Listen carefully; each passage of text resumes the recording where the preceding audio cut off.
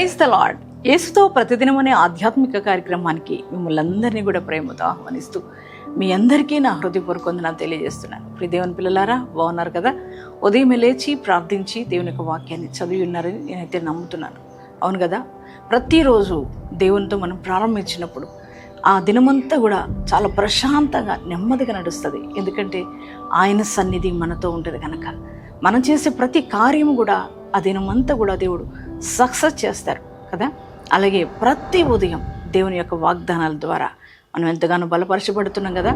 ఈరోజు కూడా శ్రేష్టమైన వాగ్దానం ప్రభు ఇచ్చారండి. ఆ వాగ్దానం ఏమిటో చదువుకుందాం. యెషయా గ్రంథము 45వ అధ్యాయము 2వ వచనాన్ని చదువుకుందాం. నేను నీకు ముందుగా పోవచ్చు, మెట్టగాను నా స్థలములను సరళము చేసేదను. Praise the Lord. ఈ వాగ్దానం ద్వారా పరిశుద్ధాత్మ దేవుడు ఈ రోజున నీతో మాట్లాడుతున్నారు.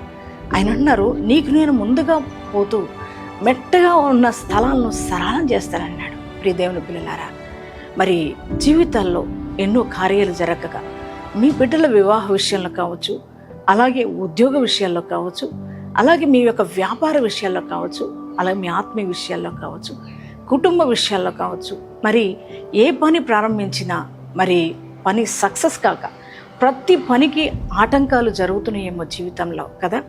మరి జీవితంలో మరి ఓటమి చూస్తూ ఉన్నారేమో.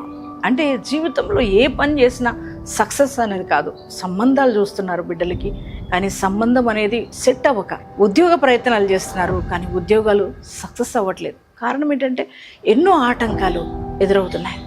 వ్యాపారం ప్రారంభించాలని ప్రయత్నం చేస్తున్నారు, వ్యాపారం ప్రారంభిస్తున్నారు, కానీ ఎన్నో ఆటంకాలు ఎదురవుతున్నాయి. వ్యాపారం ఎదుగుదల లేక, అలాగే చేతి పని కావచ్చు, అలాగే నీ కుటుంబంలో ఏ పని ప్రారంభించినా, ఒక గృహ నిర్మాణం కావచ్చు, ఏదైనా కానీ పని ప్రారంభిస్తున్నారు కానీ పని కొనసాగించలేకపోతున్నారు. కారణం ఏంటంటే అన్నీ కూడా ఆటంకాలు ఎదురవుతున్నాయి. నీ ఆత్మీయ విషయాల్లో కూడా ప్రార్థించాలనుకుంటున్నావు, ఆత్మలో వర్ధిల్లాలనుకుంటున్నావు, కానీ ఎదగలేని పరిస్థితులు కదా.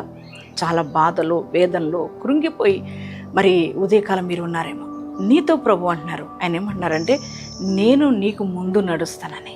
దేవుని బిడ్డలారా, ఎంత గొప్ప దేవుడు కదా మనం ఆరాధిస్తున్న దేవుడు. ఆయన మనకు ముందు నడిచే దేవుడు. మనుషులు ఏమంటారంటే, నువ్వు మ్యారేజ్ పెట్టుకో, నేను బిడ్డది, నీకు నేను సాయం చేస్తా, నేను నీతో ఉంటా అని అంటారు. కానీ మనుషులు మనకు ముందు ఎవరు నడవరు, వెనక నడుస్తారు. కానీ మన దేవుడైతే మనకు ముందుగా నడుస్తానన్నాడు కదా. ఇశ్రాయేలు ప్రజలకు ముందు నడిచాడు దేవుడు కదా. అదే దేవుడు నీతో అంటున్నాడు, నేను నీకు ముందు నడుస్తా.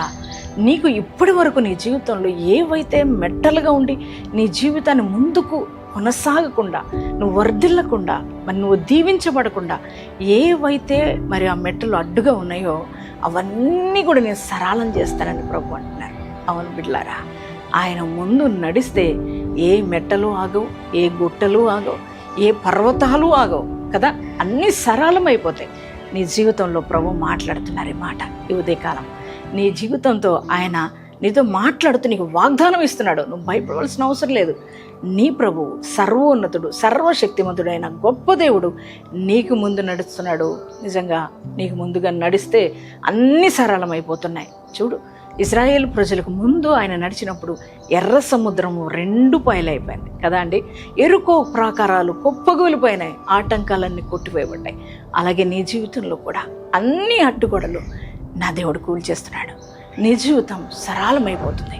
నీ జీవితంలో ఏదైతే ఇప్పుడు నువ్వు పొందుకోకుండా ఆటంకం కలిగి ఉన్నావో అవన్నీ కూడా నువ్వు పొందుకోబోతున్నావు. సంతోషంగా ఉంటున్నారా? మరి ఈ మాటను బట్టి ధైర్యం తెచ్చుకుంటారా?